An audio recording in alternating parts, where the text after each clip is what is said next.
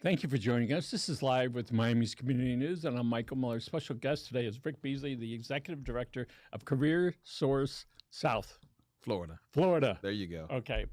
So first of all, tell us about CareerSource, what it does and what you do with CareerSource. Well, Mike, thanks for having us again. Appreciate Yes. it. Good to see you, as always.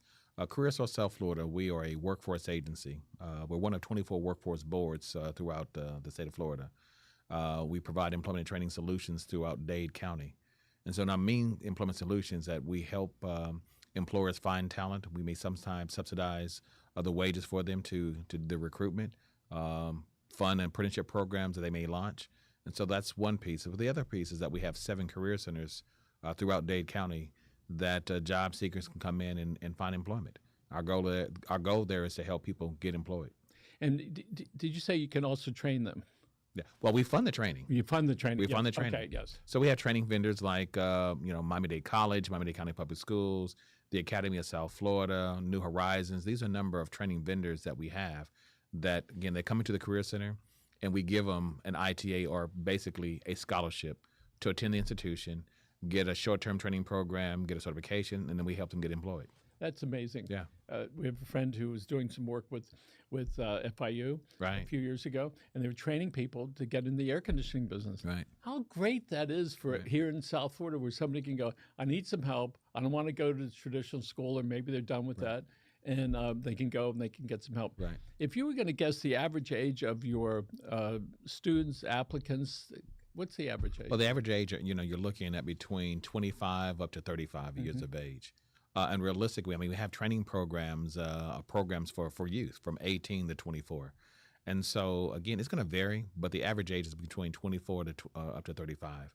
But you mentioned, again, someone going for short-term training. Our role as a workforce board is we want to provide a system that helps individuals who decide to go to college, they can. But there's some folks who decide that they just want to get a short-term program just so they can become mobile, get a job, and get employed. So one of the things we've recognized through these last 5 years, through the pandemic and on the side of it, is that employers have said, I want somebody that can do the job. Right. I don't need a guy with a master's. As a matter of fact, he has a bachelor's, that's fine, but can he do the job? Right. And that doesn't mean a 4-year degree in anything. It means, how do you get trained to do the job? And I look at what we do here, all right? We need people that can perform a task, most of it digital, in that digital arena. And like Alex over here, Alex is running our shows here, been with us for 2 years. Alex, thank you very much. Thanks, Alex. And when Alex came aboard, I said to him, can you do this? Right. He was showing me some videos on it. I said, just show me that you can do it. I don't even need to look at that. Right. I know you went to school for it, but can you do it?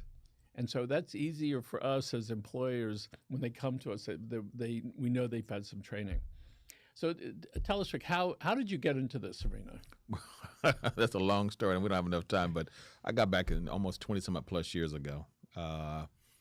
Actually, one of my mentor got appointed as the new director of workforce development for the governor in the state of Missouri. That's where I'm from.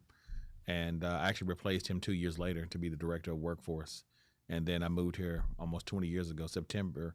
Actually, July 1st would be 20 years for me here in South Florida. And what brought you here?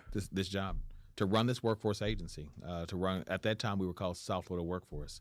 And we changed our name back in 2014 to CareerSource South Florida. So what you do is very giving on your part to take people from perhaps some despair about their life. What am I going to do? I don't know anything. Right. So what's it like when you see students coming in and you see them with a frown on their face, and a couple of weeks later they're starting to smile just a little bit? Well, and when they get employed, I would tell you it's about changing people's lives, and that's the one piece about CareerSource. Our goal really is to help employers find talent, but also change the trajectory of that individual.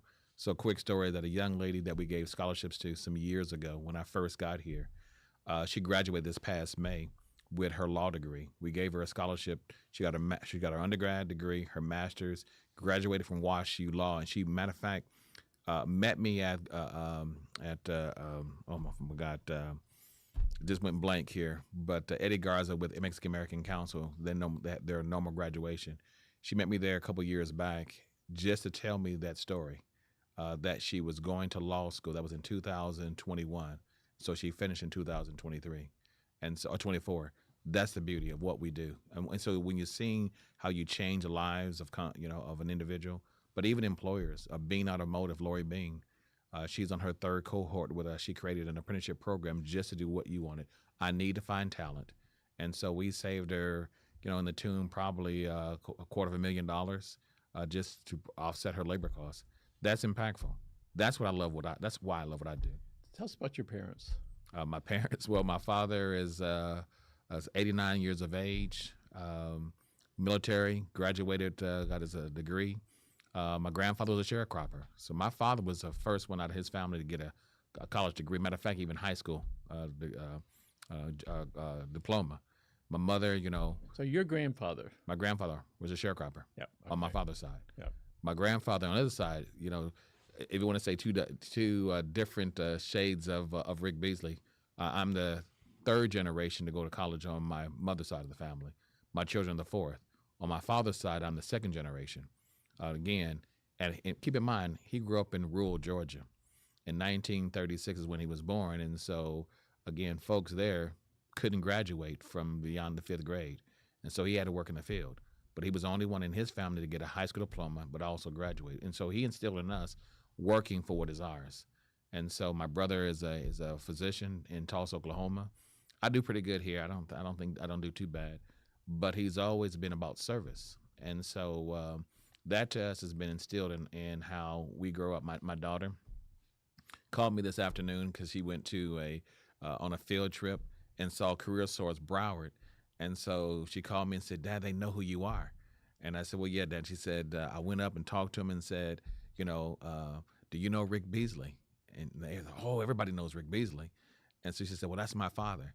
So, but she realizes it's about service. Yes. And so I take her everywhere we go. It is, to instill working to help someone improve their lives. I love what I do. It's not about the money, but if you have two great parents like I did, my father's still living, my mother's deceased. My mother was educated for 38 years. It is always about service. It's really amazing. And then earlier today, Dr. Tina Carroll Scott, who runs the South Miami Children's Center down the street from her, 20 years ago, she gave up her practice in Bal Harbor. She's a pediatrician, and she came here to help people. And one of the things she taught me, Michael, we're just not treating the baby. It's the family. Exactly. And she refers to them as her families. And she kills me when I tell the story. One of her families was evicted. She went and she got them into a hotel. The two girls, 18, one was got into FIU engineering school, another one there. They were obviously very distraught, but she helped them through that. So what we're seeing is there's so many people that are able to give in this community. And the question is, how do we get people that need it to become aware of it so they can help make a decision? So what is some of your outreach programs? Well, I mean, matter of fact, being on this show today helps us be able to promote what we do. Last year, Michael, we placed 9,000, a little bit over 9,000 folks into jobs. On average, those individuals that we got placed had a 30% increase from their pre-wage to their post-wage. So you're talking about economic mobility. You're able to get them additional resources to help for their families. Tomorrow we have a graduation. We launched a program in culinary for the Agape Center. And Claudio Perez, they run a wonderful program. But for young ladies who've had some run-ins with substance abuse or with the criminal justice system, we launched a program. Tomorrow's a graduation. And we launched another cohort with them. So it's about changing lives, and you can see what we do in terms of the individuals that we're serving. So, Rick, what's it like for you and your staff when you're going to see these people graduating? Maybe the first thing they've ever graduated Exactly. from. So, exactly. Yeah, and I'm sure you can see the smiles on their faces. What does it mean to you and to your staff? Well, for me, again, it's always about changing a life. And my staff, it was a vision I had about this program some years ago. I've been working with Claudio and Reverend Hernandez for a number of years, and to get this launch. One of their good board members, which is State Representative Vicky Lopez. Yes. Working with Vicky on this project to get it launched. But then, it's like you have a child and kind of walk away and you want to see it grow. Well, my staff are really taken off with it. Not only are they graduating, but the goal was to have all of them to have a job when they walk across the stage. So it's not about just training. It's about training them and making sure they have employment. That's what we want to do in this community. Okay, let's talk about the unemployment rate in Miami-Dade County and how that impacts. Right. Up, down, the same. So tell us about that. Well, right now you look at the unemployment rate about 2.3%. And so back in the day, full employment was at 4%, right? So now that number has shifted in terms of what the economists say. For us, that becomes a challenge in terms of talent. The talent supply is very short. And so employers are looking at ways of how do they find talent? How do they grow their business? And that's where we come in. And so the other side switch is that not only you're helping the job seeker, but now you're helping the employer. And so we've launched programs like an apprenticeship program with Bean Automotive, with Jesse Trice, a couple of the programs with Commercial Jet that we've launched to help them grow and build their own talent pool, because they were robbing Peter to pay Paul. Like I said, with Bean Automotive, they were hiring their auto mechanics from other dealerships, which means they're going to do what? They're going to pay them more, which means they're going to offset that cost by charging us more to get our cars fixed. So if she can help build her talent pool, it's a good way of being able to offset her labor costs, saves money, so she doesn't, share that cost with us. So that's a one way I say that we can help build the economy, but also ensure that we're not getting charged out the wazoo by building that talent pool. So what are some of your priorities for this upcoming year? This is it's the middle of February. Exactly. We're at 2025. So tell us about, as we look out through the rest of this year and perhaps the year after that. The biggest piece for us, again, is about how we build a system to help economic mobility, to increase the number of folks who are getting the certifications that we just mentioned, to help them increase their income, which helps improve, the economy. The other piece is how we expand apprenticeship programs, working with the Beacon Council, working with the Greater Miami Chamber of Commerce with Alfred Sanchez, and over at the Greater Miami Chamber of Commerce with Alfred Sanchez, Rod Miller over the Beacon Council. Then you also have Eric Knowles over at Miami-Dade Chamber of Commerce and Joe Chi over at Chemical. We work with them very closely, again, trying to help their membership grow their talent pool. And by doing so, we can able to offset their labor costs. So speaking of talent pool, we have this new thing called IA. It's only new the last 2 years, but obviously it's been in the works for a long time. It's creating lots of opportunities for people that may never have even heard about it. And so we know, I hear the term that there are going to be jobs open as prompters, which means you got to figure out how to talk to chat or whoever it is. And the figures I saw the other day is 75% of people are using chat in one way or another. Right. When we introduced chat to our people here, they were against it. So I had a conversation with one of the professors at Miami-Dade who put together the program out there, the 4-year program in IA. So I asked, if I participate 10% in a story that I've written about me, can I put my name on it? He said, it's an ethical question. How about if I put in 30%? His answer was the same.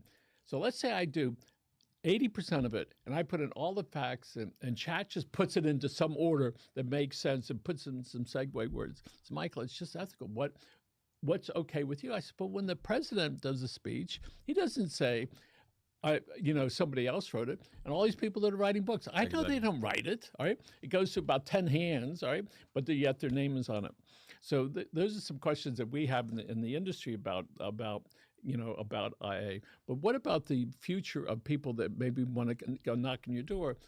What can you do for the IA arena and perhaps also in the manufacturing business as it's changing? Well, that's the challenge, using technology or the use of technology to enhance our talent pool.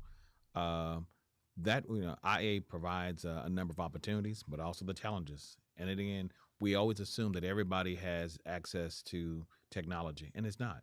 One of the things that Mayor Cava has launched with Future Ready is to ensure that we have a broadband access for all the citizens in Dade County. We've even wrapped a couple of our mobile units to go out into the community to help expand broadband access to the citizens. Now, that's not a workforce item in terms of I'm training you, but what we're doing is being able to promote digital access. And by promoting digital access, I now are able to help, reskill, retrain. That's where we come in. Mm-hmm. Matter of fact, a couple of weeks, we're going to launch a program called Women in Tech with the city of Miami.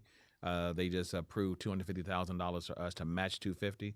We're going to train up to 25 women and actually in IT. And so again, it is how you use technology to build talent. It will become a challenge. And so it is for all of us to ensure we have broadband access, that everyone has a computer in the home or have access to digital, the digital access that we assume that everybody has, but they don't. There's a number of pockets in this community that don't have broadband access. And one of the things we realize in business is you could be a contractor, licensed contractor. You could be doing a roof or the wall or the crown molding or the kitchen or the pool. And just because somebody knows computers doesn't mean they know all of that stuff. Right. Typically, they pick an arena in there. We have a guy that runs cables for us. That's what he does. Exactly. Right? And then we have our computer guy that can hook it up. Then we have the computer guy that fixes the software when we have a problem. Exactly. And we access all of those all the time. So we know that is a big deal, not today, certainly in the next couple of years. But we see with new inventions, we look at these 3D printers that are out there. All right, and if people haven't seen them, they really need to take a look at these. They're really significant, easy to operate. My 10-year-old grandson has one now, and they come with pre-molds, so you can order this. And it's just, the stuff is unbelievable that it makes, right? And it runs this melted sort of plastic, and it makes what you need. So we know there's machines that are out there, all right, that some probably haven't even been invented yet. But what can somebody look forward to in the manufacturing business, whether it's the machines there or learn how to work on machines? Well, what we saw here, if you compare last year to this year, we lost almost, I think, 1,300 jobs in manufacturing.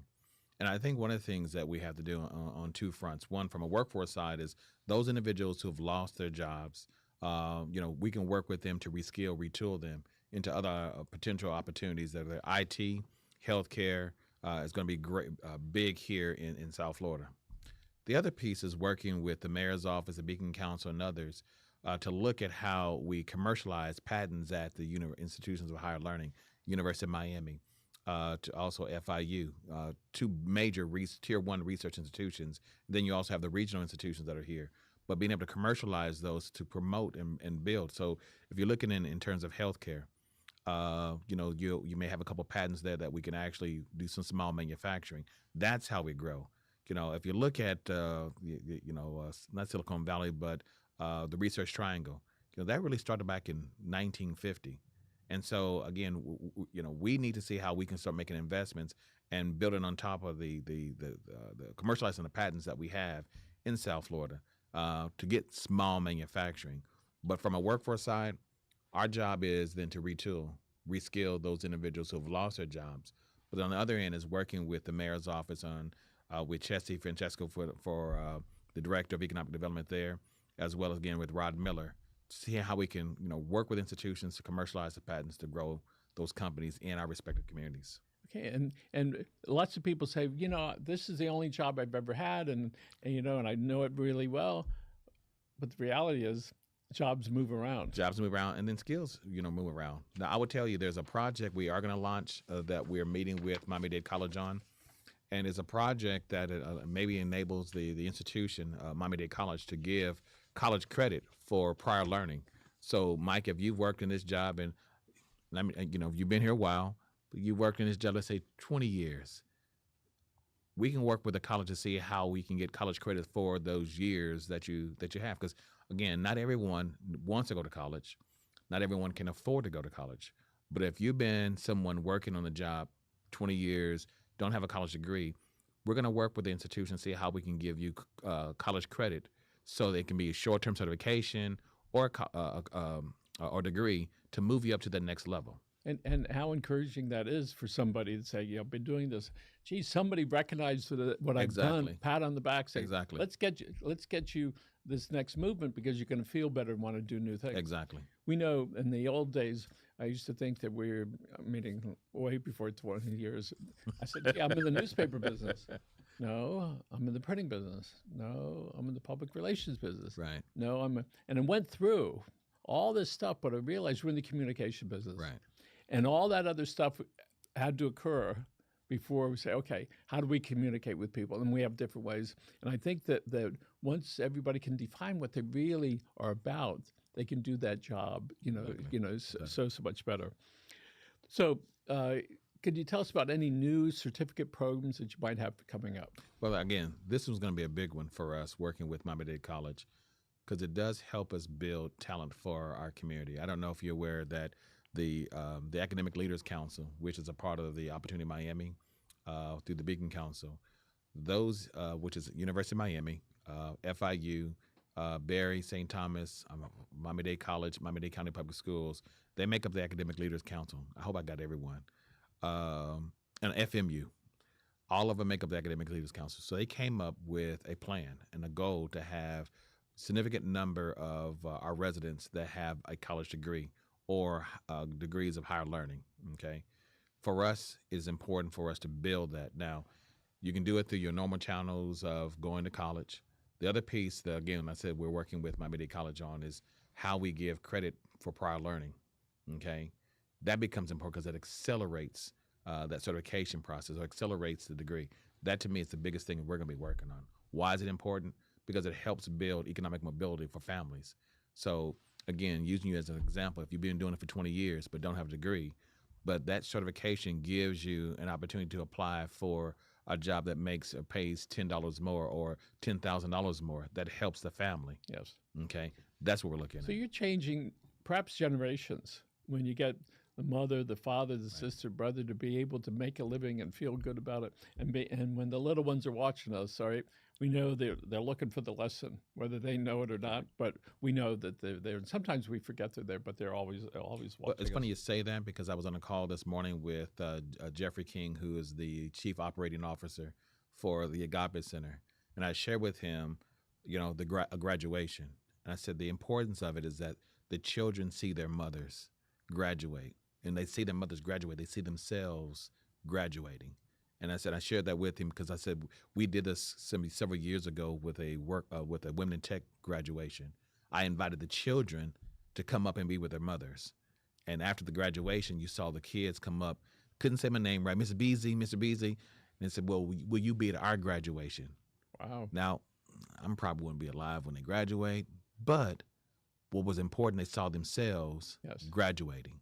That was the important piece. Yes. And so that's what I mean about the programs we have is not just changing the parent or the participant's life, but their children's lives. And when these students are getting ready to graduate and they hear somebody applauding them, I know how significant that is. Oh, it is. Because I've been on that other end as you have too. It's like, I don't know these people, but I sure am glad I'm here. And these people are recognizing the hard work that goes into that. Not only that, but it's also inspiring to the other young ladies who are in this program, particularly in the Agape Center. I'm sharing this with her. So Jeff and I are talking. He says, you ought to see the momentum of the other individuals who now want to go through the program because they saw their colleagues or their the other residents go through it. I said, really? He said, oh man, when they put on the jackets just to go into the kitchen and to go to the training piece, everyone now wants to go into the program. That's, they see themselves. Keep in mind, these are young ladies who had substance abuse issues or have had some run-ins with the law. They now see themselves a little differently. Think about their children that are there with them. That's, it's heart feeling, but for me, it's just that you're changing some lives there. You're changing the impact. When your staff watches this and they listen to you, I hope that they too get inspired. Oh, I hope so. And they can live that life of being able to give freely to other people. Yeah. So we've got a couple minutes left. And before we do, I would like you to think about somebody that has helped you along your way. Maybe they're alive, maybe they're not. If you'd like to look at this camera right over here, you can talk directly to them, all right? And if you want to say their name, that would be great. I think last time we talked about my father, but this, I had a colleague call me last week to talk about a project we were doing. His name is Clyde McQueen. Clyde is, again, a mentor to me. And a young man that when I first got in the workforce, I always would pick up the phone and call him. And when you have someone that you've looked up to, and Clyde's been in this workforce business for over 40 years, and you looked at someone that, you look up to him and he's calling you and saying, man, I got this report and I saw some of the things that you all are doing here. You all need to respond to this, man. You're doing some great work. When you hear it from someone that you look up to, it is always impactful. So Clyde McQueen, thank you for all the work that you do in Kansas City. The folks in Kansas City are blessed by having you there, that you've been running Full Employment Council for a number of years. I look up to you. You're the dean of workforce, and we love you, man. All right, we're going to end with this, and thank you for doing that. So do you have a way of some milestones that you would like to point out that you hope to be able to reach and when you would like to get to them? Well, every year we do a budget, and a part of our budget our budget's not just about approving money, but it's also approving goals. So, last year, like I said, we placed 2,000 folks and over 9,000 folks in the job. This year, our goal is 10,000. Last year, we spent over $34 million in resources, or invested $34 million. We generated over $256 million of salaries back into this community. Our goal is up to I think it's 380 this year, $380 million. We set those goals because it says we're taking this money and we're being accountable for the resources that we have. So we're making these investments. By doing so, we're still telling the community, here's what the outcomes are. Here's how many people I got placed in a job.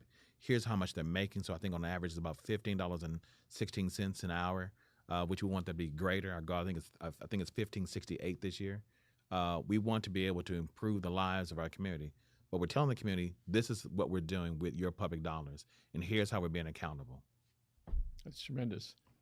Somebody needs to reach you, they can go on your website. What's your website address? www.CareerSource, all one word, sfl.com, or they can reach me at 305-929-1501. Wow, phone number, we've got your website, and they can get your email address and send you letters. Exactly. Or even complaints, man. Right. We'll take them so we can make improvements. Okay. All right. Beasley, thank you so much for being Appreciate here. you, man. Doing great work. Again, if you need to reach Rick, you can look him up on the internet, and you'll find him. And he's very accessible. Where am I looking? Right over here. Remember, folks, take care of yourselves and your family, and have a great day. Bye.